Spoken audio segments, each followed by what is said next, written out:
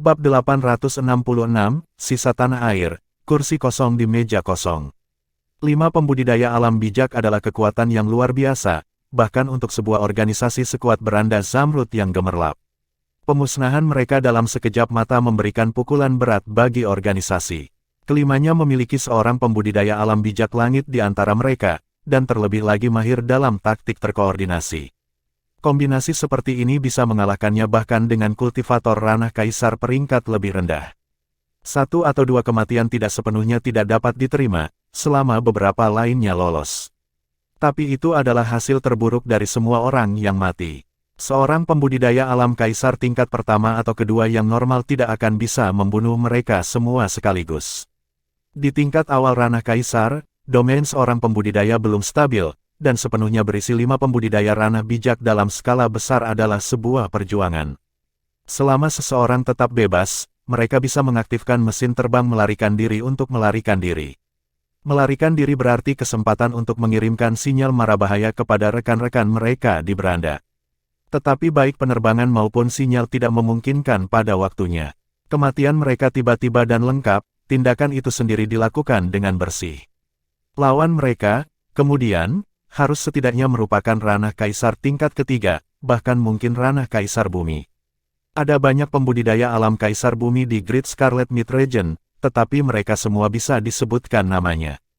Tak satu pun dari mereka memiliki motif untuk menentang beranda.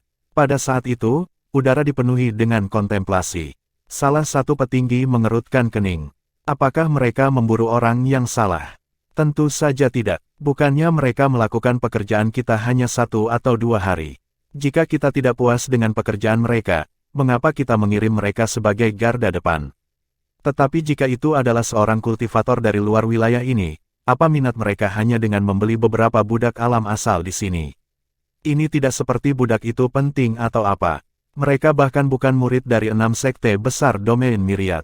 Petik 2. Mungkin mereka adalah sisa dari sekte Walkabout. Kalau tidak, mengapa nyonya muda itu mengenal mereka? Para anggota eksekutif senior menyuarakan keprihatinan dan kesimpulan mereka. Tuan beranda terdiam. Berita kematian kelimanya tiba-tiba, dan dia tidak cukup siap untuk mereka. Kepala sekte Walkabout telah gugur dalam pertempuran. Dari anggota penting lainnya dari sekte itu, hanya Penatua Wu Hen yang lolos. Saya dengar dia melakukannya bersama Penatua Yunni. Tapi, Penatua itu hanyalah seorang kultivator alam bijak, dia tidak akan bisa membunuh mereka berlima sekaligus, kecuali dengan racun.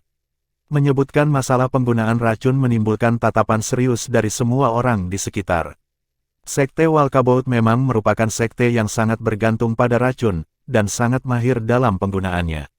Itu adalah pengingat yang mencerahkan. Tuan beranda mengangkat alis, menatap sesepuh berambut putih. Tetua hebat, masalah ini cukup aneh. Saya ingin menyusahkan Anda untuk menyelidiki dengan tim secara pribadi. Tidak masalah apakah Anda dapat menangkap mereka atau tidak. Selidiki tempat kejadian untuk mencari petunjuk, dan beritahu saya sesegera mungkin. Penatua itu mengangguk. Aku akan segera pergi. Bawalah sebanyak yang kamu butuhkan, perintah sang master. Penatua lain menyela. Tuan, haruskah kita bertanya kepada nyonya muda tentang ini? Tidak perlu membangunkan singa yang sedang tidur sebelum kita siap untuk menanganinya. Jika mereka benar-benar dari sekte Walkabout, mereka akan muncul lagi. Kita hanya perlu duduk dan menunggu. Jiang Chen sudah beberapa ribu mil jauhnya dari TKP sekarang. Tidak ada lagi rasa malas dalam perjalanannya. 2 hari kemudian, mereka berdua berhasil memasuki Myriad Domain. Setelah melewati kerusakan akibat perang, wilayah ini sekarang jauh lebih tidak ramai daripada dulu. Ada jejak pertempuran sengit di mana-mana. Di jalan, bahkan ada kerangka yang lusuh karena angin dan noda darah yang menghitam dari waktu ke waktu. Beberapa mayat masih dalam tahap pembusukan, dan dikunjungi oleh berbagai burung pemakan bangkai. Burung-burung berkumpul di dekat mayat, dengan rakus merobek daging dari tulang. Pemandangan itu membangkitkan perasaan muram yang tak ada habisnya. Itu adalah pemandangan yang hancur, perjamuan tulang. Meskipun Jiang Chen tidak benar-benar memiliki perasaan yang kuat untuk Myriad Domain, dia tidak bisa menahan amarahnya pada pemandangan itu. Untunglah Huanger ada di sisinya. Dia memegang telapak tangannya dengan lembut, menenangkan hati dan suasana hatinya seperti hujan yang lembut. Ketika dia melewati wilayah Istana Regal Pil, Jiang Chen mengeraskan hatinya untuk menahan diri dari mengunjungi kembali. Dia takut bahwa dia akan memulai pembunuhan besar-besaran karena kebencian dan balas dendam. Begitu dia melakukannya, banyak faksi akan diberitahu, dan operasinya akan terancam. Ketika dia berangkat dari sana, dia melihat peningkatan kultivator pengembara. Terbukti, sebagian besar wilayah di sini berada di bawah genggaman berbagai faksi di wilayah pertengahan besar Scarlet. Namun, master dari luar jelas tidak mampu seperti penduduk setempat. Dengan demikian, Myriad Domain telah menjadi surga bagi para pembudidaya yang berkeliaran. Iritasi dan depresi di hati Jiang Chen mereda sedikit saat mereka melakukan perjalanan lebih jauh dari tanah regal Pil Palace. Sekte itu sudah jatuh. Jiang Chen telah kembali sekali sebelumnya, dan tidak akan ada perbedaan dari saat itu jika dia melakukannya sekarang. Mungkin itu akan menambah kesedihannya, dan tidak lebih. Namun, kerajaan Sky Laurel dan Sekte Pohon Berharga, dia sangat ingin kembali ke tempat-tempat itu dan melihat bagaimana nasib mereka. Pemandangan di jalan tidak berbeda dengan saat dia pertama kali memasuki Myriad Domain. Itu terus terjadi bahkan saat dia mendekati aliansi 16 kerajaan. Darah menetes dari jantung Jiang Chen. Sepertinya kehilangan nyawa yang besar ini tidak terbatas hanya pada inti Myriad Domain. Tempat-tempat yang jauh, seperti aliansi 16 kerajaan, juga terpengaruh. Dia akhirnya memasuki wilayah 16 kerajaan. Myriad Spirit Sect paling dekat dengan perbatasan, seperti yang diharapkan Jiang Chen, sekte itu tidak lagi menguasai tanah itu, digantikan oleh faksi kecil dari daerah pertengahan besar Scarlet. Sudah mati rasa karena shock, Jiang Chen tidak tinggal lama. Dia mencapai Sekte Pohon Berharga setelah setengah hari lagi. Kehancurannya sangat buruk di sini, dan pos pemeriksaan lebih ketat. Eternal Celestial Capital dan Ninesun Sky Sect telah membuat banyak pengaturan di dekat wilayah Precious Tree Sect. Untungnya, Jiang Chen berpakaian seperti pembudidaya pengembara lainnya, termasuk mereka yang berlimpah di daerah sekitarnya. Dia tidak diberikan. Sekte Pohon Berharga jelas memiliki tuan baru. Negara-negara duniawi seperti kerajaan Sky Laurel tidak tersentuh. Namun, keluarga kerajaan-kerajaan hanyalah boneka sekarang. Jika bukan karena aturan tak tertulis bahwa faksi duniawi tidak boleh disentuh, seseorang pasti akan datang dan menghancurkan keluarga kerajaan juga. Sekarang, Pangeran keempat Yerong telah lama naik tahta, menjadi Raja Sky Laurel. Namun, tidak ada yang menikmati posisi itu. Dia adalah boneka di bawah kendali orang lain. Jiang Chen pergi ke ibu kota Sky Laurel secara diam-diam untuk melihat-lihat. Penjaga Dragon Teeth juga utuh. Kenalan lamanya, seperti Tian Shao dan Tang Long, masih ada. Sayangnya, mereka hanya terlihat glamor dan tidak memiliki otonomi. Raja adalah boneka, dan mereka adalah boneka dari boneka. 4 situs besar Sky Laurel juga telah hancur total. Jiang Chen agak terhibur oleh fakta bahwa banyak yang telah bersiap sebelumnya, berkat peringatan dininya. Ketika bencana menimpa Myriad Domain, Ye Chonglou telah mengasingkan diri bersama dengan sejumlah besar elit. Bersamanya adalah paman Jiang Chen, Jiang Tong dan sepupu Jiang Yu, serta Qiao Baishi, yang telah bergabung dengan Jiang Chen sejak masa kerajaan timurnya. Mereka tidak rentan terhadap predasi faksi luar. Jiang Chen diam-diam merasa lega bahwa dia telah memberikan banyak dana dan peralatan kepada Ye Chonglou sebelum dia pergi ke upacara Agung Segudang. Dia telah memberitahu tetua saat itu untuk meninggalkan istana Pil Regal dan kembali ke Sekte Pohon Berharga untuk mempersiapkan yang terburuk. Tampaknya lelaki tua itu mempercayainya secara implisit. Baginya untuk lolos dari bencana, eksekusinya juga terbaik. Sekte Pohon Berharga tidak terluka, dan paman serta sepupunya tidak dalam bahaya. Jiang Chen akhirnya bisa meletakkan kekhawatirannya. Dia juga tidak berpikir bijaksana untuk bertindak sekarang atas nama Sky Laurel. Skema besar dari segala sesuatunya sedemikian rupa sehingga bahkan jika dia membantu kerajaan dan memulihkan pemerintahan Yerong, itu tidak akan ada artinya. Begitu dia pergi, orang lain akan dengan mudah membatalkan pekerjaannya. Tidak ada alasan baginya untuk bergerak secara impulsif. Itu hanya akan semakin membahayakan kenalan masa lalunya. Setelah situasi keseluruhan bergeser, maka sebuah peluang mungkin akan muncul. Kalau tidak, yang terbaik adalah mempertahankan keadaan saat ini dan membiarkan singa tidur berbohong. Jiang Chen mengumpulkan beberapa informasi lagi sebelum datang ke kediaman tutor kerajaan. Ye Chonglou pernah tinggal di sini, pada suatu waktu, tetapi sekarang dimiliki oleh orang lain. Dia berdiri di jalan-jalan di samping kediaman, dan ingat. Sudah malam seperti ini, bertahun-tahun yang lalu, ketika Dan Fei telah berbicara rahasia hatinya kepadanya. Sudah lama sejak itu, tetapi Dan Fei tampaknya telah menghilang begitu saja. Dia menyimpan surat yang dia tinggalkan untuknya.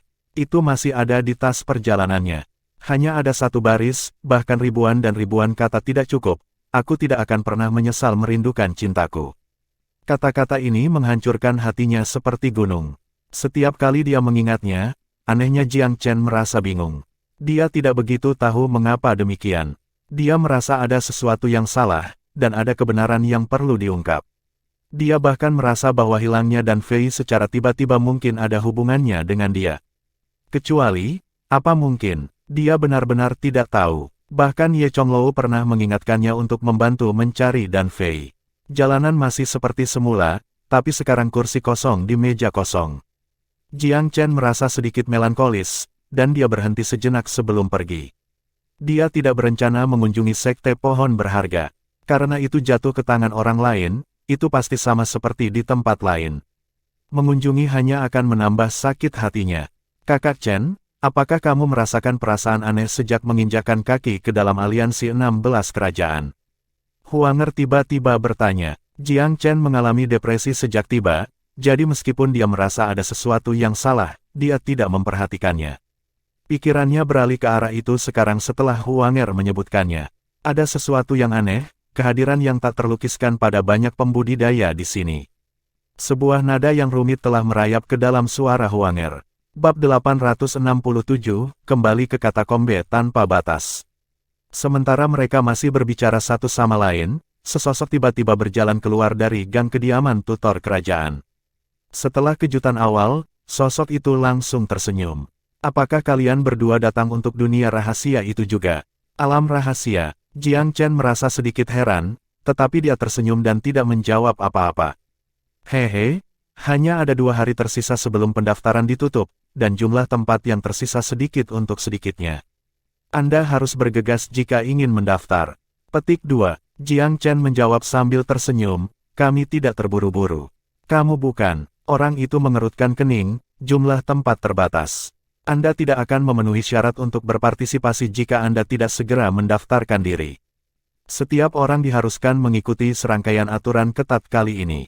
Petik 2. Jiang Chen telah mengunjungi hampir setiap dunia rahasia terkemuka yang ada di aliansi 16 kerajaan. Oleh karena itu, dia tidak percaya bahwa ada alam rahasia lain di sini yang dapat menarik perhatiannya. Melihat bahwa Jiang Chen tidak tergerak oleh kata-katanya, nada orang itu berubah sedikit bermusuhan. Untuk apa kamu di sini jika bukan karena pendaftaran? Apakah Anda mencoba memata-matai kami atau semacamnya? Petik 2. Apakah tempat ini pekarangan pribadi rumahmu atau semacamnya? Jiang Chen membalas dengan mencibir. Orang itu menjadi marah dan tertawa aneh. Kamu cukup arogan untuk seorang pembudidaya pengembara yang tidak penting, bukan? Jika Anda di sini untuk mendaftar maka segeralah bergerak, tetapi jika tidak maka keluarlah dari tempat ini sekarang. Simpan mata-matamu untuk tempat lain. Jiang Chen bisa menghilangkan gorengan kecil seperti ini dengan jari jika dia mau. Tetapi dia memiliki hal-hal penting untuk dilakukan sekarang, jadi mengapa dia melakukannya? Dia mencibir, melirik Huanger dan pergi bersamanya. Huff, kurasa kamu tidak cukup bodoh untuk melawanku. Orang itu mengira bahwa kedua pembudidaya pengembara itu telah pergi karena mereka takut akan auranya yang menakutkan. Dia bergumam di belakang Jiang Chen dan Huanger dengan bangga. Ketika keduanya meninggalkan kediaman tutor kerajaan, mereka melihat banyak pembudidaya berkeliaran bergegas menuju ke arah mereka dengan tergesa-gesa. Alam rahasia macam apa ini untuk menarik begitu banyak pembudidaya? Pemandangan para pembudidaya yang berkeliaran ini bahkan memberi Jiang Chen getaran aneh.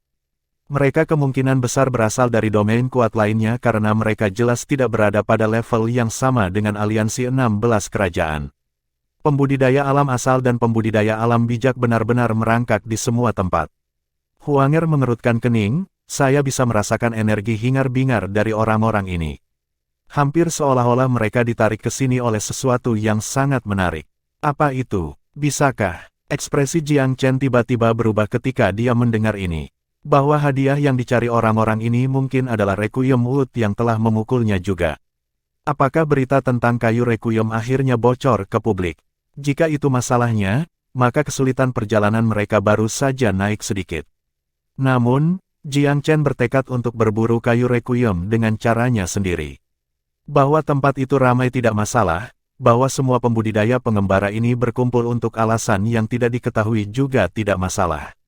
Selama dia memiliki peta dan data He Hongsu, dia tidak perlu memperhatikan variabel-variabel ini.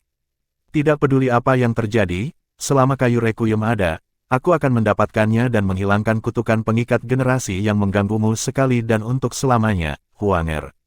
Nada suara Jiang Chen dipenuhi dengan tekad yang tidak perlu dipertanyakan lagi. Kerajaan Timur tidak terlalu jauh setelah mereka meninggalkan kerajaan Sky Laurel. Jiang Chen akhirnya memutuskan untuk mampir ke yang pertama juga setelah berpikir sejenak. Meskipun kerajaan Timur adalah tempat kelahirannya, tidak ada orang lain yang dia rawat di sana kecuali Siruo Timur. Kerajaan itu mungkin lokasi yang terpencil, tetapi juga saat ini sedang matang dengan aktivitas yang tidak biasa. Itu tidak lolos dari bencana hanya karena letaknya jauh dari jalan. Seluruh kerajaan Timur kurang lebih mengalami hal yang sama dengan kerajaan Sky Laurel. Meskipun keluarga kerajaan Timur masih secara nominal adalah penguasa kerajaan Timur, mereka telah menjadi boneka seperti Yerong dari kerajaan Sky Laurel. Bertentangan dengan harapan, Siruo Timur tidak terganggu oleh perubahan yang terjadi di sekitarnya karena dia bukan seorang kultivator. Dia tinggal di dalam istana dan menjalani kehidupan seorang putri. Perubahan dunia luar tidak banyak mempengaruhinya. Bertahun-tahun telah berlalu, dan gadis kecil yang sakit-sakitan yang dia kenal di masa lalu kini telah tumbuh menjadi orang dewasa yang cantik. Tetapi terlepas dari pertumbuhannya, konstitusinya masih membuatnya terlihat sedikit sakit. Semburat kesedihan mengerutkan alisnya menunjukkan bahwa dia tidak cukup senang dengan kehidupan istana yang dia jalani saat ini. Mungkin itu kesalahan untuk meninggalkannya di sini saat itu. Jiang Chen berpikir sambil mengawasinya dari dinding istana di luar. Meski begitu, dia juga tahu bahwa meninggalkan Siruo Timur adalah pilihan terbaik yang bisa dia buat saat itu. Jika dia datang bersama saudara perempuannya Gouyu Timur, dia mungkin akan binasa selama penghancuran istana Pil Regal. Huanger tahu tentang Siruo Timur. Kembali ketika Huanger tinggal di kerajaan Timur, dia sudah tahu bahwa kebangkitan Jiang Chen ke tampuk kekuasaan telah dimulai dengan pengobatan Siruo Timur. Oleh karena itu, dia tidak terkejut bahwa Jiang Chen akan mengunjungi Siruo Timur. Ayo pergi. Jiang Chen mengawasi Siruo Timur sejenak, tetapi tidak tinggal lebih lama dari yang diperlukan. Dia tidak ingin menghancurkan kedamaian yang dia nikmati saat ini atau bertemu dengannya sekarang. Mungkin juga bukan hal yang baik untuk mengejar ketinggalan sekarang. Kekhawatiran Jiang Chen benar-benar diselesaikan pada saat dia meninggalkan kerajaan Timur. Meskipun aliansi 16 kerajaan sama compang-campingnya dengan myriad domain, situasinya lebih baik daripada yang dia takutkan pada awalnya. Setelah meninggalkan kerajaan Timur dan mendekati katakombe tanpa batas, Jiang Chen terdiam. Tolong tunggu di sini sebentar, Huanger. Saya ingin bertemu teman lama di sini. Huanger sangat murah hati dan tidak mencampuri urusan pribadi Jiang Chen. Dia tersenyum lembut dan mengangguk sebagai jawaban.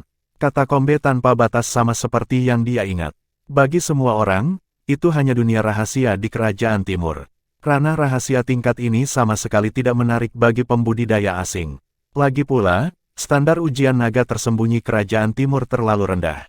Katakombe tanpa batas adalah alam rahasia yang ditargetkan pada pembudidaya alam ki sejati. Secara alami, tidak ada yang memperhatikan ranah rahasia tingkat ini. Tapi Jiang Chen tahu lebih banyak tentang tempat ini daripada yang lain.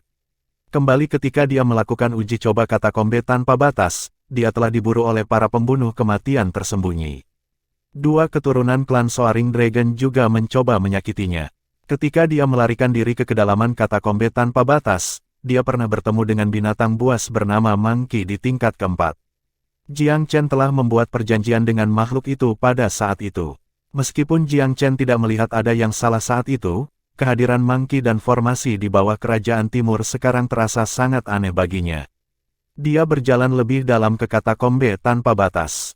Pasukan burung pedang tak terbatas yang pernah mengancam kesejahteraannya tidak lagi menjadi ancaman baginya. Mereka menjauh darinya dalam ketakutan ketika dia melepaskan auranya. Jiang Chen berjalan sampai ke tingkat ketiga dan memasuki jurang katakombe tanpa batas sekali lagi. Ini seharusnya menjadi perjalanan menyusuri jalan kenangan, tetapi Jiang Chen melihat sesuatu yang berbeda kali ini. Meskipun dia telah mengunjungi tempat ini sekali, dia tidak bisa merasakan sedikit pun keakraban dari jurang di sekitarnya. Dengan tingkat kesadarannya, tidak mungkin dia tidak memiliki kesan tentang tempat itu jika dia pernah melewati jalan ini sebelumnya. Seperti yang saya pikirkan, katakombe tanpa batas ini berisi rahasia yang sangat besar. Jiang Chen semakin yakin dengan asumsinya. Keturunan bangsawan kerajaan timur yang memasuki tempat ini biasanya beroperasi di sekitar tingkat pertama dan kedua. Siapapun yang bisa turun ke tingkat ketiga dianggap cukup mengesankan. Jiang Chen merasa seolah-olah jurang itu benar-benar tak berujung saat dia berjalan ke tingkat keempat katakombe tanpa batas. Sepertinya tidak ada rute tetap yang ada sama sekali di tempat ini. Percabangan yang tak terhitung banyaknya di jalan yang saling tumpang tindih membuatnya merasa seperti sedang merasakan jalannya di dalam labirin. Sepertinya katakombe tanpa batas tidak sesederhana kelihatannya. Sebagian besar yang memasuki tingkat keempat tersesat dan tidak pernah berhasil mencapai jantung tempat ini. Saya tidak menemukan petunjuk apapun meskipun telah datang ke tempat ini sekali. Pasti ada formasi di tempat ini. Mereka yang tidak bisa berjalan di balik tirai formasi hanya bisa tersesat selamanya di tengah percabangan jalan yang tak terbatas. Jiang Chen bukan lagi seorang greenhorn dalam hal formasi. Setelah mewarisi fondasi formasi Sekte Langit Merah Tua, pengetahuannya tentang formasi sekarang dapat dianggap cukup luas. Namun, formasi besar pengurungan jiwa surgawi ini tidak dapat diselesaikan oleh Sekte Langit Merah Tua sebelum kehancuran mereka. Beberapa sekte lain yang berspesialisasi dalam formasi harus berkumpul sebelum akhirnya selesai. Mungkinkah formasi besar pengurungan jiwa surgawi ini benar-benar diatur oleh Sekte Surga Merah Kuno? Perasaan yang bertentangan mengganggu pikiran Jiang Chen saat dia berjalan lebih jauh ke dalam jurang. Jika formasi besar pengurungan jiwa surgawi benar-benar didirikan oleh Sekte Langit Merah Tua, maka makhluk hidup yang disegel di sini mungkin adalah ras asing di zaman kuno. Namun, dia telah berjanji kepada Monkey bahwa dia akan membawa makhluk itu keluar dari tempat ini. Mari kita temui Monkey dulu dan lihat apa yang dia katakan. Jika Monkey benar-benar berasal dari luar negeri, maka aku harus membatasi tindakannya dan mencegahnya melakukan kejahatan, bahkan jika aku harus memenuhi janjiku dan menyelamatkannya dari tempat ini. Dia ingat bahwa Monkey telah menunjukkan dirinya sebagai kultivator peringkat roh pada saat itu. Tapi sekarang dia memikirkannya, itu jelas tidak mungkin. Jika itu benar-benar seorang pembudidaya peringkat roh, itu pasti sudah mati sejak lama. Tidak mungkin itu bisa hidup sejak zaman kuno. Dia tidak ragu bahwa Monkey telah menyembunyikan kekuatan aslinya. Sambil berpikir, Jiang Chen tiba-tiba merasakan sesuatu di depannya. Kilatan ungu kemudian, sebuah pintu tampak muncul di kehampaan. Jiang Chen terkejut. Lampu hijau yang tak terhitung jumlahnya tiba-tiba meledak di tempat kilatan ungu itu berada. Buk buk buk. Getaran yang familiar disebabkan oleh langkah kaki Monkey. Jiang Chen, kamu di sini.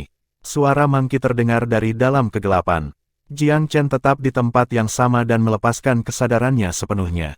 Dia sepenuhnya waspada terhadap Monkey. Tubuhnya yang besar muncul dari kegelapan saat matanya yang seperti lonceng menjelajahi tubuh Jiang Chen. Ini baru beberapa tahun, tapi pertumbuhanmu benar-benar mengesankan, Jiang Chen. Saya tahu bahwa mata saya akan bakat itu bagus. Kamu tidak berubah sama sekali, Monkey. Jiang Chen berkata dengan acuh tak acuh. Monkey terkejut sesaat sebelum dia memeriksa Jiang Chen. Kemudian, dia tersenyum kecut, sepertinya kamu waspada terhadapku. Jiang Chen tidak menyangkalnya, kamu adalah makhluk yang terperangkap di dalam formasi besar pengurungan jiwa surgawi. Jika saya tidak salah, Anda adalah anggota dari ras asing, bukan? Petik 2. Dia telah belajar tentang ras asing dari Sekte Surga Crimson kuno.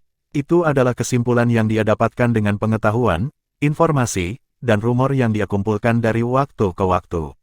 Monkey berseru, kamu tahu tentang ras asing. Apakah kamu bagian dari mereka? Jiang Chen mengerutkan kening. Ekspresi Monkey meredup, tetapi itu tidak menyangkal tuduhan, dari sudut pandang penghuni benua Divine Abyss, ya. Saya adalah bagian dari ras asing. Ekspresi Jiang Chen berubah dingin. Asumsinya tidak salah. Bab 868, Asal Asli Monkey. Kamu, makhluk asing dari luar dunia, memintaku, seorang kultivator benua jurang surgawi untuk menyelamatkanmu dari formasi besar pengurungan jiwa surgawi. Skema yang luar biasa, ejek Jiang Chen. Mang Ji hanya tersenyum kecut tanpa membantah. Dalam sekejap, udara di antara mereka menjadi kaku. Dalam kegelapan, baik manusia maupun binatang tidak berbicara. Tak lama kemudian Mang Qi menghela nafas pelan saat berbicara. Jiang Chen, ketika Anda hidup seusia saya dan berada dalam situasi ini, mungkin tepi apapun, pendapat apapun yang Anda miliki pasti sudah terkikis oleh pasang surut waktu yang tak berkesudahan. Meskipun demikian, karena Anda telah mengemukakan masalah ini, saya merasa bahwa saya masih harus sedikit membela diri. Apakah Anda bersedia memberi saya kesempatan ini? Anda dapat memilih untuk tidak mendengarkan. Jiang Chen tidak tirani sampai menyangkal ucapan makhluk itu. Dia dengan tenang menjawab, katakan bagianmu. Mang Qi mengangguk. Matanya bersinar dengan kesuraman arus perubahan yang tak berujung. Seperti yang kamu katakan, saya dari alam lain. Sebagian besar dari mereka juga terikat di sini oleh formasi besar. Hanya saja ada perbedaan bahkan di alam asing. Satu-satunya yang benar-benar menginvasi benua Divine Abyss Anda adalah ras iblis. Kita semua hanyalah boneka mereka, tentara bayaran di bawah manipulasi mereka. Rumah kami telah lama direbut oleh ras iblis. Orang-orang kami, anak-anak kami hanyalah umpan meriam dan pion pengorbanan yang dipaksa untuk menaklukkan secara paksa melintasi pesawat tanpa akhir. Anda dapat melihat saya sebagai makhluk asing, tetapi yang menyerang benua abis surgawi Anda sebenarnya adalah ras iblis. Petik 2. Pidato Mang Qi ini tidak terlalu panjang, tetapi artinya jelas. Kamu adalah boneka ras iblis. Jiang Chen mengerutkan alisnya, setengah percaya kata-kata Mang Qi. Tepat sekali, kita semua adalah korban ras iblis. Terperangkap dalam formasi ini oleh orang-orang kelas berat dari benua Divine Abyss adalah makanan penutup kami. Kami tidak membawa kebencian atau balas dendam terhadap benua jurang surgawi Anda. Karena bagi Anda, apakah kami datang ke sini secara sukarela atau tidak, kami tetaplah penjajah. Wajar jika kita terjebak dan dibunuh. Namun, sumber kejahatan yang sebenarnya berasal dari ras iblis. Penghasut perang ini adalah ras iblis. Ini adalah ras jahat yang serakah dan agresif ini. Mata Mang Qi memancarkan kebencian yang tak terbatas saat dia mengatakannya. Api kemarahan dalam tatapannya tampaknya telah berkobar tanpa henti sejak keabadian yang lalu. Anda mungkin menanyai saya, meragukan saya atau bahkan membenci saya. Dan Anda benar dalam melakukannya. Bagi Anda penduduk asli, kami tidak diragukan lagi adalah penjajah. Dari sudut pandang Anda, Mang Qi menghela nafas ringan. Ada kualitas seperti mimpi dalam suaranya saat dia merenung, saya memiliki keluarga dan tanah air. Rumah saya adalah tempat yang sangat indah. Berbagai ras di sana mungkin kadang-kadang tidak setuju dan berkelahi, tetapi semua orang hidup dalam damai. Begitulah, sampai kita ditemukan oleh ras iblis. Bersama mereka, mereka membawa kehancuran tanpa akhir. Mereka menghancurkan tanah airku, melenyapkan ras yang tak terhitung jumlahnya, mengumpulkan setiap prajurit dan mengirim mereka ke penaklukan paksa kapanpun dan dimanapun mereka suka. Siapa yang tahu berapa banyak tempat seperti tanah airku yang telah dihancurkan ras iblis. Saya harus memuji kelas berat dari benua jurang surgawi Anda untuk kekuatan mereka. Setidaknya mereka bisa menahan invasi ras iblis. Bahkan di bawah serangan gencar seperti itu, Anda dapat berdiri teguh melawan penghancuran tanah air Anda. Jiang Chen penasaran, bukankah kamu pernah terjebak di bawah tanah? Bagaimana Anda tahu bahwa tanah air saya belum dihancurkan? Petik 2. Mang Qi tertawa pahit. Itu karena kamu tidak tahu sejauh mana kehancuran yang bisa dihancurkan oleh ras iblis. Jika mereka berhasil mendominasi ranah ini, lalu bagaimana mungkin ada jejak garis keturunan manusia Anda yang tersisa? Bagaimana umat manusia bisa terus berlanjut sampai hari ini? Dan bagaimana Anda bisa berdiri di depan saya? Dengan kekuatan garis keturunan ras iblis, mereka tidak hanya menempati tempat yang mereka serang. Mereka mengasimilasi tempat mulai dari garis keturunan dan akhirnya mengubah setiap ras menjadi penghuni ras iblis. Jika ada ras yang tidak bisa berubah atau berintegrasi ke dalam garis keturunan ras iblis, mereka akan diubah menjadi budak atau alat perang. Jika tidak, mereka semua akan dibunuh. Mang Qi, aku akan mempercayaimu untuk saat ini. Saya hanya ingin tahu, berapa banyak kelas berat yang telah disegel oleh formasi ini. Dan berapa banyak dari mereka yang menjadi anggota ras iblis. Jiang Chen tahu terlalu sedikit tentang masa lalu yang jauh. Catatan dari Sekte Surga Crimson kuno juga tidak menyebutkan terlalu banyak dan hampir tidak memiliki detail. Jelas, Karena tidak ada yang tersisa di Sekte Langit Merah Tua untuk kembali, secara alami tidak akan ada catatan substansial. Jiang Chen ingin mengambil kesempatan ini untuk benar-benar memahami segalanya. Monkey menggelengkan kepalanya. Tidak ada satupun yang menjadi anggota ras iblis. Maksud kamu apa? Kilatan ketidakpercayaan melintas di wajah Jiang Chen.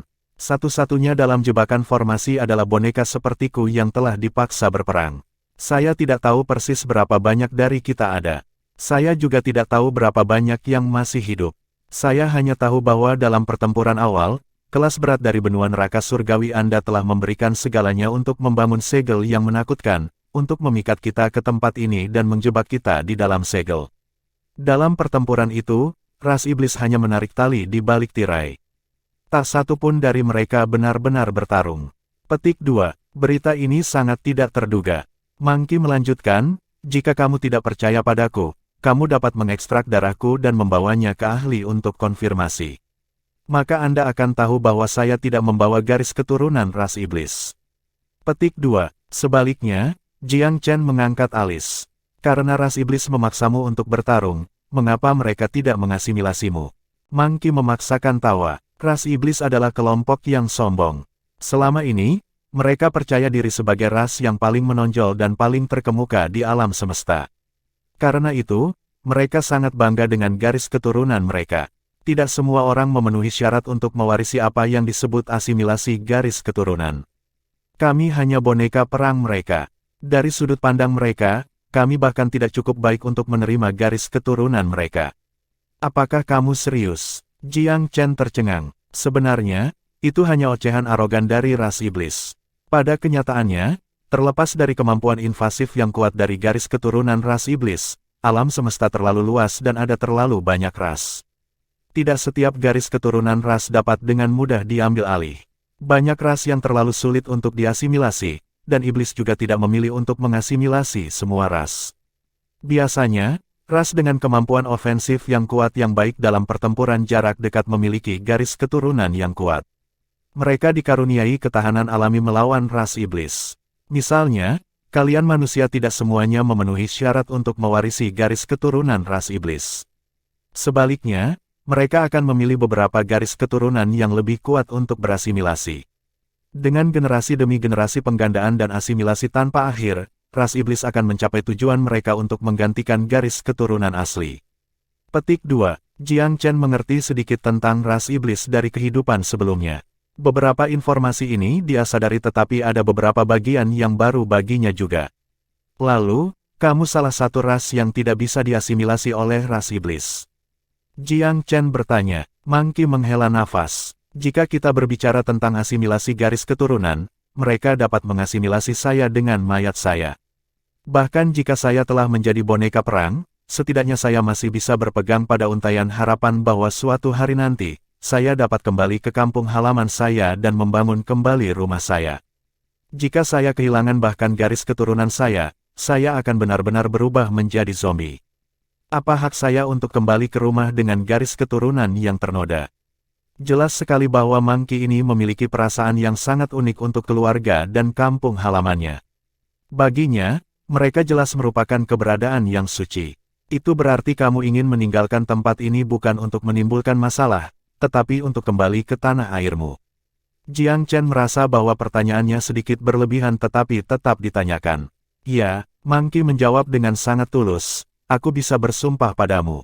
Itu jelas bukan niat saya untuk datang ke sini. Juga bukan niat saya untuk membalas benua jurang surgawi Anda setelah meninggalkan tempat ini.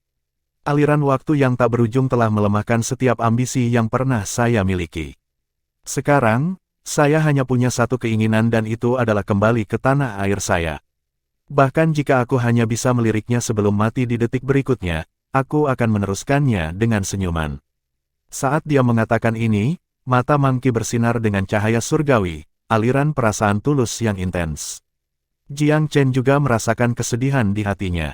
Dari apa yang dia amati, Monkey ini tidak berbohong. Dia segera mengangguk dan menjawab dengan sungguh-sungguh, terima kasih telah menjelaskan banyak hal kepadaku. Perjanjian sebelumnya akan tetap berlaku. Jika saya mendapatkan kekuatan untuk di masa depan, saya pasti akan membawa Anda keluar dari tempat ini. Namun, meninggalkan benua jurang surgawi juga tidak akan mudah. Mata Monkey mengungkapkan sinar kegembiraan. Selama aku bisa meninggalkan segel ini, setidaknya aku akan mendapatkan kembali kebebasanku. Adapun kapan saya bisa kembali ke rumah, itu tergantung pada keberuntungan. Selama saya masih hidup dan tubuh saya adalah milik saya sendiri, masih ada harapan bagi saya untuk kembali ke tanah air. Bukankah kamu akan mengatakannya, selama ada kebebasan, ada harapan.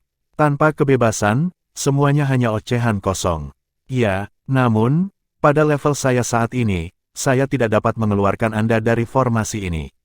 Anda hanya bisa tinggal di sini untuk saat ini. Petik 2, itu benar, tidak apa-apa. Aku sudah menunggu selama bertahun-tahun yang tak terhitung jumlahnya. Apa yang tidak mungkin dengan menunggu lebih lama? Jiang Chen, saya punya firasat. Jika saya bisa meninggalkan tempat ini, orang yang membebaskan saya adalah Anda dan bukan orang lain. Sebagai makhluk yang sudah ada sejak zaman dahulu, Monkey memiliki insting yang kuat. Ketika pertama kali merasakan keberadaan Jiang Chen, ia merasa bahwa anak ini berbeda dari yang lain. Itu telah merasakan beberapa sifat yang bukan dari dunia ini pada tubuh anak manusia itu. Ketika melihat Jiang Chen lagi hari ini, perubahan pada tubuh Jiang Chen hanya dalam 10 tahun sangat mencengangkan. Ini hanya memperkuat pendapat Monkey. Karena kamu begitu percaya diri padaku, maka tunggulah sedikit lebih lama. Demikian pula, saya juga berharap Anda tidak bermain-main dengan saya. Petik 2, Monkey buru-buru menjawab, saat ini, hanya ada rumah di pikiranku. Saya tidak memikirkan hal lain. Itu benar, apa yang membuatmu kembali ke sini untuk mengunjungiku? Jiang Chen menceritakan situasi di dunia luar. Monkey tidak tahu apa-apa tentang Divine Abyss, dia juga tidak terlalu tertarik dengan masalahnya. Kamu bilang kamu ingin pergi ke hutan belantara yang terpencil. Sesuatu di mata Monkey berubah ketika dia mendengar ini. Ya, kayu Requiem, pernahkah Anda mendengarnya? Jiang Chen bertanya. Saat pertanyaan ini keluar dari bibirnya, Jiang Chen malah menemukan bahwa ekspresi Monkey langsung berubah menjadi sangat jelek dan sangat serius. Bab 869, Rahasia Ras Iblis. Ekspresi Monkey sangat jelek. Nada suaranya sangat keras saat menjawab, pada zaman kuno, tanah liar yang sunyi diserang oleh ras iblis. Sarang ras iblis tepatnya berada di hutan belantara yang terpencil. Tempat di mana kami disegel ini adalah batas dari hutan belantara yang sunyi. Apakah Anda benar-benar berpikir untuk menyerang langsung ke wilayah ras iblis? Petik 2, wilayah ras iblis. Kami berada di benua jurang surgawi. Tidak ada setan di sini. Monkey menggelengkan kepalanya berulang kali, tidak mungkin ras iblis tidak hadir. Garis keturunan ras iblis tidak mudah padam. Ketidakhadiran mereka untuk sementara mungkin hanya merupakan tanda bahwa mereka sedang menunggu waktu. Tanpa ras iblis, mengapa hutan belantara yang sunyi tetap sepi seperti biasanya bahkan sampai hari ini? Karena kalian para pembudidaya manusia bahkan tidak berani menempati tempat itu, karena garis keturunan ras iblis belum hilang sama sekali. Jiang Chen, jika Anda tidak tahu betapa menakutkannya ras iblis, sebaiknya Anda tidak mendekati alam liar yang sunyi. Monkey jelas sangat gelisah. Itu membenci gagasan Jiang Chen mempertaruhkan nyawanya. Maaf, tapi saya harus pergi ke hutan belantara yang terpencil. Aku harus mendapatkan kayu Requiem. Jiang Chen tidak akan membiarkan siapapun menghalangi rencananya. Monkey menatap Jiang Chen dengan mata selebar lonceng tembaga sebelum menghela nafas pelan. Apakah Anda tahu bahwa kayu Requiem tidak pernah ada di benua jurang surgawi Anda? Itu adalah spesies yang dibawa oleh ras iblis. Jiang Chen tertawa, itu tidak masalah bagiku. Dia telah melihat Requiem Wood sebelumnya di kehidupan sebelumnya. Itu belum tentu spesies yang hanya dimiliki oleh ras iblis. Ada banyak ras lain yang bisa mengolah kayu Requiem juga. Namun, kayu Requiem memang sejenis tanaman yang disukai oleh ras iblis. Meskipun demikian, Jiang Chen perlu mendapatkan kayu Requiem. Dia akan mendaki gunung bahkan jika dia tahu itu penuh dengan harimau. Orang lain mungkin takut dengan ras iblis. Tetapi dengan pengetahuan yang diperoleh dari kehidupan sebelumnya, Jiang Chen tidak memiliki rasa takut yang menusuk tulang terhadap ras iblis. Baginya, ras iblis tidak lebih dari sekadar ras lain di alam surga. Meskipun mereka kuat, mereka tidak kuat sejauh ras lain akan gemetar saat mendengar nama mereka. Ketika Monkey melihat kekeras kepalaannya, bisa dikatakan bahwa pemuda ini sudah dewasa. Dia memiliki cara berpikirnya sendiri sekarang, sampai-sampai orang-orang di sekitarnya tidak memiliki cara untuk mengubah sudut pandangnya. Monkey merasa kaget tetapi juga merasa puas. Pertumbuhan Jiang Chen adalah musik di telinganya. Semakin cepat Jiang Chen menjadi dewasa, semakin cerah harapannya untuk meninggalkan tempat ini. Pada akhirnya, ini adalah hal yang baik. Monkey, saya mungkin berbicara tidak pada gilirannya, tapi apa sebenarnya kultivasi Anda? Jiang Chen secara alami tidak percaya bahwa Monkey benar-benar hanya di alam roh. Monkey tersenyum malu-malu sebelum berkata dengan suara yang agak malu, memang benar aku menyembunyikan kekuatanku yang sebenarnya terakhir kali, tapi aku tidak ingin kamu takut. Saya juga khawatir Anda tidak akan mengerti, bahwa Anda tidak akan menerima saya. Katakan saja, saya bisa mengatasinya. Jiang Chen tersenyum. Tahun itu, orang-orang yang dipilih oleh ras iblis untuk menjadi pemimpin pasukan boneka semuanya diakui oleh hukum surgawi. Apakah Anda mengerti saya ketika saya mengatakan hal-hal seperti ini? Petik 2. Pangkat Empyrean. Murid Jiang Chen berkontraksi dengan cepat karena terkejut saat dia menatap Monkey dengan teguh. Memang, setidaknya ada 100 orang lain seperti saya dalam formasi dan banyak orang lain di bawah peringkat Empyrean. Namun, hampir tidak mungkin bagi siapapun di bawah peringkat Empyrean untuk bertahan selama bertahun-tahun. Tentu saja, setiap ras berbeda dari yang lain. Tapi siapapun yang bisa masuk ke sini, bahkan mereka yang berada di bawah peringkat Empyrean, tentu bukan masalah besar. Meskipun mereka belum bisa berlatih, tetapi jika mereka berhasil bertahan sampai sekarang, mereka pastilah keberadaan yang menakutkan. Petik 2. Jiang Chen terdiam. Dia sudah memberi kekuatan Monkey keuntungan dari keraguan, tetapi siapa yang mengira bahwa bahkan saat itu, dia telah meremehkannya. Lebih dari 100 makhluk potensial Empyrean disegel dalam formasi ini. Jika situasi skala ini dilepaskan, itu akan menimbulkan bahaya yang tak terduga ke benua Divine Abyss. Dia tidak bisa menjamin bahwa setiap makhluk yang terperangkap di sini seperti Monkey yang tidak memendam kebencian terhadap benua. Ekspresinya langsung berubah serius. Sesaat kemudian, dia bertanya, Monkey, saya harap Anda merahasiakan perjanjian kami. Jika saya berhasil mengeluarkan Anda dari sini suatu hari nanti, saya juga berharap tidak ada yang lain di sini yang akan dibebaskan untuk mendatangkan malapetaka di benua jurang surgawi sebagai hasilnya. Petik 2. Monkey terdiam sesaat sebelum mengangguk. Aku akan membawa rahasia itu ke kuburanku. Namun, saya merasa bahwa jika Anda benar-benar berhasil memecahkan segel ini suatu hari nanti, akan sangat bermanfaat jika Anda dapat menggunakan yang lain untuk tujuan Anda sendiri. Jiang Chen merenungkan hal ini, tapi dia masih menjawab, kita akan lihat ketika saatnya tiba. Jika kepribadian mereka semua seperti milikmu maka itu tidak akan terlalu buruk. Saya hanya takut beberapa orang akan terlalu keras kepala dalam ambisi mereka. Monkey menghela nafas. Jika tepi kepribadian mereka belum aus bahkan setelah jangka waktu ini, maka pasti ada yang salah dengan otak mereka. Hal-hal seperti kepribadian sulit diprediksi. Keras kepala beberapa orang dapat tersapu oleh gelombang waktu tetapi yang lain mungkin secara alami tidak terkendali. Tidak ada jumlah tahun yang bisa mengubah itu. Bukankah lebih banyak lagi kekuatan ras iblis yang dibutuhkan untuk memanipulasi begitu banyak boneka perang untuk melayani mereka? Jiang Chen bertanya tiba-tiba. Mengapa ras iblis membutuhkan begitu banyak pasukan untuk mengendalikan boneka? Tapi tetap saja, ada beberapa pasukan iblis, yang terdiri dari beberapa anggota, yang menyerbu benua Divine Abyss. Namun, mereka jelas meremehkan kekuatan benua Anda. Beberapa pasukan itu gagal mencapai apapun. Dari kelihatannya sekarang, mereka seharusnya telah ditekan oleh kelas berat dari benua jurang surgawi Anda. Tapi jangan berasumsi semuanya sudah berakhir, jawab Monkey dengan suara berat. Ketika lintasan orbit dari pesawat surgawi bertepatan sekali lagi dengan jalur invasi ras iblis akan diberikan jalur lain ke tempat ini. Saat itulah mereka akan menyerang lagi.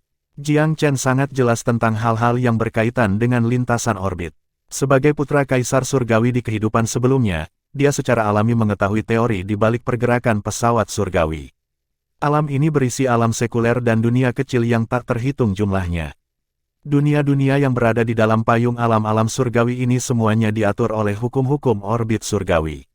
Setiap pesawat saling berhubungan melalui jalan surgawi. Hanya saja, sebagian besar jalan surga ditutup. Tumpang tindih jalur surgawi menandakan saat ketika perang antar planet paling aktif. Persimpangan berarti bahwa jalan surgawi diluruskan, dan tidak ada hambatan di antara satu sama lain. Pintu masuk satu pesawat ke pesawat lain semudah membobol halaman belakang tetangga. Tentu saja, alam dan dunia kecil di dalam alam surga sebanyak tetesan air di lautan dan bintang di langit. Tidak ada cara untuk menjelaskan semuanya. Waktu sampai jalan surgawi ke pesawat yang tak terhitung jumlahnya ini tumpang tindih lagi bisa sesingkat 10.000 tahun, atau selama lebih dari beberapa juta tahun. Terlepas dari tumpang tindih jalur surgawi, satu-satunya cara lain bagi sebuah pesawat untuk menyerang yang lain adalah melalui lompatan antarplanar. Perjalanan dimensional semacam itu membutuhkan waktu dan usaha yang ekstrim, dan penuh dengan bahaya. Oleh karena itu, kecuali jika jalur surgawi tumpang tindih, jarang ada konflik antara pesawat, kecuali jika mereka cukup dekat satu sama lain untuk menyederhanakan perjalanan antar planet. Dari catatan Sekte Langit Merah Tua, invasi ras iblis seharusnya karena mereka secara tidak sengaja menemukan benua jurang surgawi selama tumpang tindih jalur surgawi. Ketika Monkey melihat skeptisisme Jiang Chen, ia menekankan dengan sangat serius, "Jangan meragukan saya. Ras iblis menyimpan dendam lama. Raja Iblis pasti tidak akan melupakan kekalahan pasukannya di sini. Ketika jalan surgawi tumpang tindih lagi, mereka pasti akan menyerang lagi dalam jumlah yang lebih besar. Bahkan lebih banyak ras iblis kelas berat akan turun ke tempat ini." Tandai kata-kataku, setidaknya 10.000 tahun telah berlalu sejak zaman kuno. Siapa yang tahu kapan jalan surgawi akan tumpang tindih lagi? Sampai sekarang, benua Divine Abyss, terutama mereka yang tahu dalam domain manusia, tidak takut akan invasi ras iblis dari luar benua. Apa yang mereka takutkan adalah menyalakan bara ras iblis di benua. Ras iblis pasti belum sepenuhnya dimusnahkan selama perang kuno. Hanya saja mereka yang telah disegel masih dalam keadaan statis dan mereka yang berada dalam hibernasi masih terisolasi. Perang itu hanya sampai pada jeda sementara. Itu belum berakhir, dan berbagai ras dari benua jurang surgawi hanya membenamkan kepala mereka ke dalam pasir. Semua orang puas berpura-pura bahwa masalah ini tidak pernah terjadi. Mereka puas dengan hanya menipu diri sendiri untuk melewati setiap hari. Secara khusus, apa yang terjadi dengan He Hongsu memperkuat keyakinan Jiang Chen bahwa ras iblis sudah mulai bergerak lagi. Namun, Jiang Chen tidak begitu takut dengan ras iblis, dia juga tidak ingin melarikan diri. "Monkey, aku akan mengingat apa yang kamu katakan padaku. Pergerakan jalur surgawi diatur oleh hukum Dao surgawi. Tidak ada orang yang bisa menghalangi mereka. Yang bisa saya lakukan adalah mempersiapkan diri untuk menyambut perubahan yang tidak terduga." Ini adalah mentalitas sejati Jiang Chen. Monkey agak heran dengan kepercayaan Jiang Chen. Tapi saat dia memikirkan penilaiannya tentang Jiang Chen dan kemajuan menakjubkan yang terakhir dalam beberapa tahun terakhir, dia mulai santai. Singkatnya, berhati-hatilah. Anda pasti akan memperingatkan ras iblis jika Anda mencoba menyeberangi hutan belantara yang sunyi, Monkey memperingatkan Jiang Chen lagi. Bahkan jika mereka tidak lagi merajalela di dunia ini, bahkan jika mereka sudah masuk ke hibernasi, kamu tidak boleh meremehkan ambisi yang membara dari ras iblis. Jiang Chen mengambil nasihat telaten Monkey ke dalam hati. Dia meninggalkan katakombe tanpa batas dengan semangat yang jauh lebih tinggi. Setidaknya, Monkey bukan bagian dari ras iblis dan kontrak yang mereka buat tidak akan menjadi sesuatu yang akan kembali menggigitnya. Itu adalah keasikan bahwa dia akhirnya bisa berbaring untuk beristirahat. Ketika Huanger melihat Jiang Chen muncul dengan lega dan muram di wajahnya, dia juga penasaran. "Saudara Chen, Penatua Sun pernah berkata bahwa katakombe tanpa batas ini adalah tempat yang sangat unik. Tidak ada yang terjadi padamu di bawah sana, kan?" Jiang Chen tidak menyembunyikan apapun dari Huanger. Ketika dia mendengar semua yang dikatakan Jiang Chen tentang formasi, dia sangat terkejut. Siapa yang mengira akan ada begitu banyak misteri di sekitar zaman kuno? Orang-orang kelas berat dari zaman kuno itu adalah generasi yang sangat berani. Namun sekarang, mereka semua bergulat di Pulau Myriad Abyss tanpa nyali untuk menjulurkan kepala mereka. Apa-apaan itu? Jiang Chen masih memandang rendah Pulau Myriad Abyss. Apakah mereka benar-benar berpikir bahwa para ahli asing tidak akan dapat mendeteksi benua jurang surgawi jika mereka bersembunyi di pulau itu? Mereka pasti membenamkan kepala mereka ke dalam pasir. Mungkin Pulau Myriad Abyss memiliki cara misterius untuk menipu mata yang mengintip. Memang, Bersembunyi di pulau mungkin membantu seseorang menghindari petualang antar planet yang berkeliaran itu. Tapi, ketika rencana surgawi tumpang tindih sekali lagi, ketika ras iblis pendendam meluncurkan invasi skala besar mereka, tidak masalah di mana mereka bersembunyi. Ketika Huanger mendengar ketidakpuasan Jiang Chen terhadap Myriad Abyss Island, dia juga tersenyum. Sebenarnya, Brother Chen, mengenai Myriad Abyss Island, bersembunyi dari kelas berat pesawat lain hanyalah satu aspek. Aspek lain adalah keuntungan geografis pulau. Orang-orang itu tidak hanya bersembunyi. Dalam perang kuno, pembuluh darah roh yang tak terhitung jumlahnya tersebar dan dihancurkan. Banyak tempat tidak lagi cocok untuk pelatihan para ahli Empyrean. Sulit bagi pembuluh darah roh itu untuk pulih tanpa setidaknya beberapa puluh ribu tahun. Pulau Myriad Abyss adalah satu-satunya tempat yang tersisa di mana para ahli Empyrean dapat berlatih dengan mudah. Sudah sangat sulit bagi dunia luar ini untuk mengakomodasi sejumlah besar ahli Empyrean. Bab 870, Tanah Liar yang Sunyi. Bukannya Jiang Chen tidak pernah mempertimbangkan alasan ini. Meskipun bagian-bagian tertentu dari penjelasan itu terdengar masuk akal, begitu para pembudidaya Empyrean itu memasuki Pulau Myriad Abyss, mereka akan mengubahnya menjadi surga mereka, daerah terlarang yang terputus dari seluruh dunia. Setelah itu, mereka tidak pernah memperhatikan dunia di sekitar mereka, tidak menunjukkan minat pada hal-hal yang tidak terkait dengan pulau mereka. Akibatnya, masalah sedikit banyak muncul. Saat kelas berat Myriad Abyss Island terus mengurung diri di pulau itu untuk waktu yang lama, mereka secara bertahap menjauhkan diri dari dunia luar. Berbeda dengan kelas berat di zaman kuno, mereka tidak lagi merasakan tanggung jawab yang sama. Jika orang-orang kelas berat dari zaman kuno yang telah melindungi rumah mereka sampai napas terakhir mereka, mereka tidak akan pernah meninggalkan tanah air mereka hanya karena mereka telah menemukan sebidang tanah murni. Sayang sekali, kebanyakan kelas berat dari waktu itu pasti tewas selama perang kuno. Yang tersisa hanyalah generasi oportunis, sepertinya. Jiang Chen menduga, di medan perang, terutama selama perang kuno di mana seluruh ras telah dipadamkan, orang-orang yang berhasil bertahan hidup pasti sangat beruntung atau oportunis yang sangat licik. Seperti kata pepatah, saudara-saudaraku bisa mati tapi aku tidak. Ada cukup banyak ular seperti itu di dunia bela diri Dao. Mereka hanya mengikuti satu prinsip, pengorbanan diri tidak mungkin. Jika pengorbanan perlu dilakukan atas nama keadilan, ambillah nyawa orang lain sebagai gantinya. Ular-ular ini bersembunyi begitu saja. Bahkan jika mereka harus berpura-pura mati, mereka masih menolak untuk bertempur sampai mati seperti pria biasa. Mereka bisa mengorbankan apa saja kecuali nyawa mereka sendiri. Tentu saja, tidak semua dari mereka harus seperti ini, tetapi pasti ada banyak ular di antara mereka yang berhasil selamat dari perang pahit di era kuno. Jiang Chen terus memikirkan kata-kata Monkey di sepanjang jalan. Setelah berangkat dari katakombe tanpa batas, tujuan mereka selanjutnya adalah Provinsi Jianghan. Saat itu, ramuan roh yang telah ditanam di tanah dengan nadi roh telah matang dalam semalam.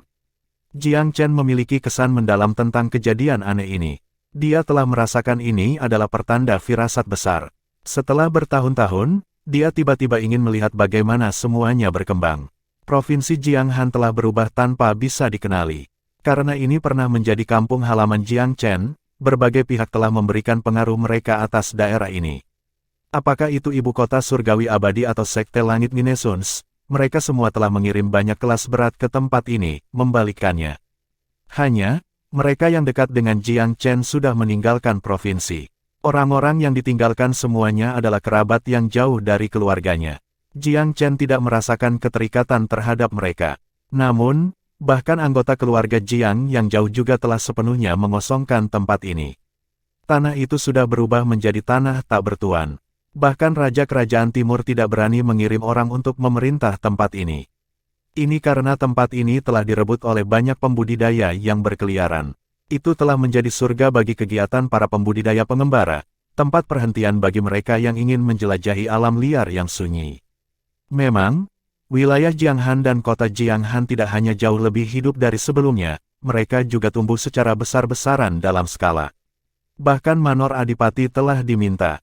Penampilan luar tetap sama, tetapi orang-orang yang tinggal di sana tidak lagi memiliki hubungan dengan keluarga Jiang. Jiang Chen tidak merasakan banyak sentimen terhadap provinsi Jianghan, tetapi dia masih merasa bahwa ada sesuatu yang salah dengan provinsinya yang diambil alih oleh orang lain. Jika ayahnya kembali dan melihat bahwa tempat kejayaannya di masa lalu telah dirampok seperti ini, dia pasti tidak akan bahagia. Sebanyak Jiang Chen ingin mengusir orang-orang ini, dia dengan paksa menahan dorongan ini. Saat ini, semuanya harus dipertimbangkan dalam skema yang lebih besar. Sebelum mendapatkan kayu requiem, tidak ada hal lain yang penting. Sama seperti kerajaan Sky Laurel, tempat itu penuh dengan pembudidaya yang lewat. Kadang-kadang, seseorang bahkan bisa melihat sekilas kelas berat beberapa sekte. Sungguh luar biasa hidup bagi begitu banyak orang yang datang dan pergi melalui provinsi kecil Jianghan. Acara seperti apa yang sedang terjadi? Jiang Chen merasa pasti ada alasan di balik gebrakan yang tidak biasa ini. Di bagian dalam kedai, Jiang Chen dan Huanger duduk di sudut, minum bir sambil mendengarkan obrolan kosong dari para pembudidaya yang berkeliaran di sekitar mereka. Rupanya, segel itu akan rusak dalam beberapa hari. Kabut misteri yang menyelimuti tanah liar yang sunyi juga sebagian besar akan tersebar. Akhirnya, kita para pembudidaya manusia akan dapat memasuki tanah belantara yang sunyi, harta karun yang sangat besar itu. Petik 2. Saudaraku, kamu terlalu optimis. Sejak dahulu kala, ribuan mil yang terdiri dari hutan belantara yang terpencil telah ditutup dari wilayah manusia kita. Jika segel ini saat ini rusak, itu mungkin merupakan indikasi bencana yang akan segera terjadi. Petik 2. Hentikan pembicaraanmu yang mengkhawatirkan. Siapa yang tahu berapa banyak harta surgawi yang dibawa oleh tanah belantara yang sunyi dari zaman kuno hingga hari ini. Bahkan jika ada bahaya, itu adalah risiko yang diperlukan demi kehormatan dan kekayaan. Petik 2. Kuharap kau benar. Jiang Chen dan Huanger mendengar banyak percakapan serupa setelah duduk selama 15 menit. Tanah belantara yang sunyi, anjing laut, kabut, dan kabut, istilah-istilah seperti itu menyebabkan rasa merinding mengalir tanpa suara di punggung mereka. Kerajaan Darkmoon terletak di samping kerajaan timur. Kedua kerajaan ini sama-sama berbatasan dengan hutan belantara yang sunyi. Banyak orang melihat kedua kerajaan itu sebagai tempat yang terletak di pinggiran hutan belantara yang terpencil. Oleh karena itu, kedua kerajaan ini selalu ditolak dan dipinggirkan oleh aliansi 16 kerajaan. Di sisi lain, aliansi 16 kerajaan semakin terpinggirkan dan dipandang rendah oleh kekuatan lain. Akar penyebab dari semua itu adalah kedekatan mereka dengan hutan belantara yang terpencil. Setiap tempat yang terletak di dekat hutan belantara yang sunyi ini dianggap sebagai sumber bahaya dalam wilayah manusia. Menurut legenda, hutan belantara yang sunyi adalah tempat setan disegel di zaman kuno. Ini adalah tanah di mana ras iblis telah mempertaruhkan klaim mereka sejak lama. Disinilah kelas berat kuno telah mengalahkan ras iblis dan menutup daerah itu dari semua pembudidaya manusia lainnya. Namun, apapun yang berhubungan dengan perang kuno dengan ras iblis telah dicap sebagai tabu di dalam benua jurang surgawi. Tidak ada catatan terperinci dalam bentuk apapun yang diturunkan.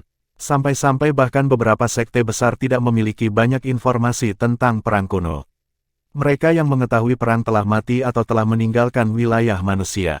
Mereka telah meninggalkan bumi yang luas ini ke pulau Myriad Abyss yang tak terbatas. Mereka telah melarikan diri dari benua tak terbatas ke jurang tak berujung. Oleh karena itu, keseluruhan wilayah manusia, termasuk ras lain dari wilayah yang berbeda, relatif tidak mengetahui tentang tanah belantara yang sunyi dan perang kuno yang telah terjadi di sana.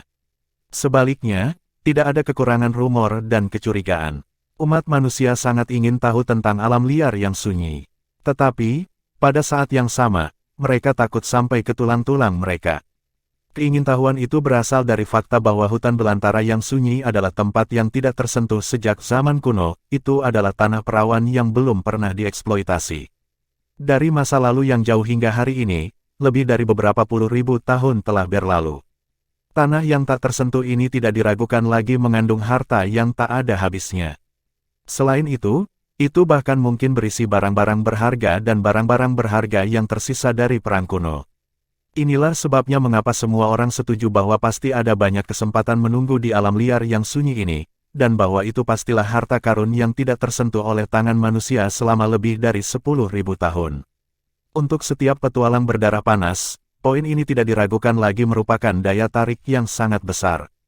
Khususnya, untuk pelarian buronan yang kecewa dengan kesia-siaan dan keputusasaan selama bertahun-tahun dan bersedia mempertaruhkan semuanya, ini adalah tempat dengan peluang tertinggi untuk membantu mereka membalikkan nasib mereka.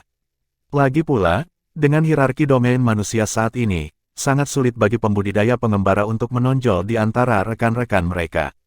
Sekte besar membawa kekuatan besar, karena mereka mengendalikan sebagian besar sumber daya di wilayah manusia.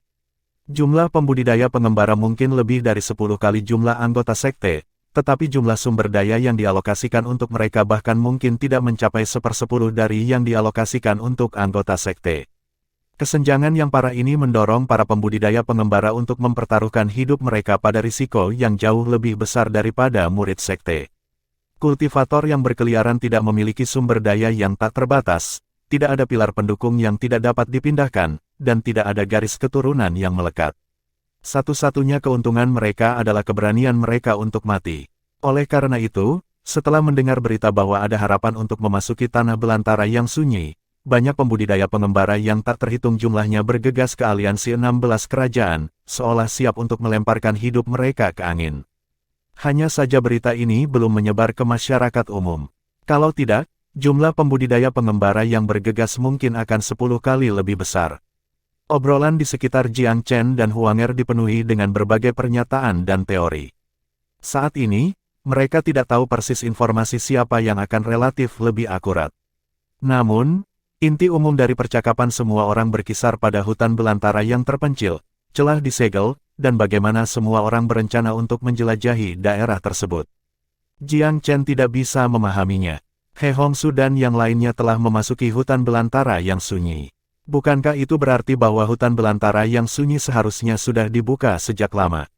Mengapa orang-orang ini mengatakan mereka harus menunggu 2 hari lagi? Apakah He Hongsu berbohong padaku? Dia menolak kemungkinan ini dengan pertimbangan lebih lanjut. Mungkin He Hongsu mampu berbohong, tapi dia tidak mungkin mengarang informasi mengenai potongan kayu requiem.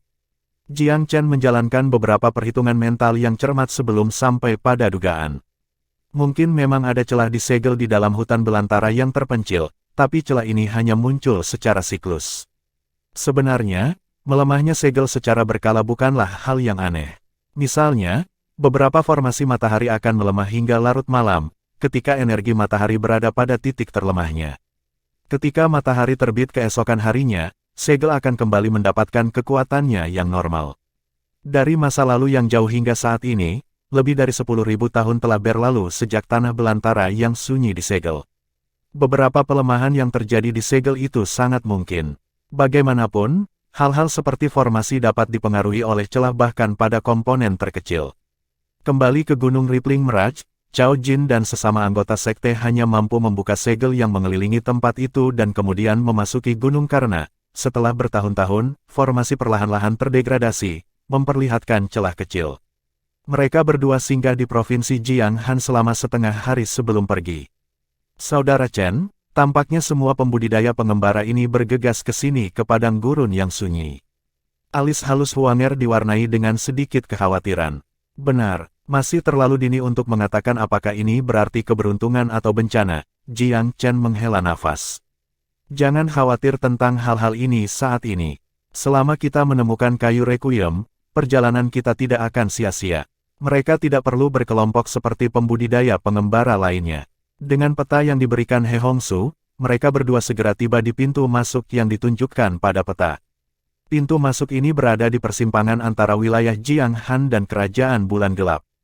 Itu adalah tempat yang sangat terpencil yang dikelilingi oleh bermil-mil jurang pegunungan. Apa yang tidak mereka duga adalah area di sekitar lembah ini dipenuhi oleh para pembudidaya. Jelas, ada cukup banyak pembudidaya yang berpengetahuan luas. Kedatangan Jiang Chen dan Huanger di tempat ini juga tidak menimbulkan tanggapan khusus dari para pembudidaya ini, yang telah lama menempati tempat itu.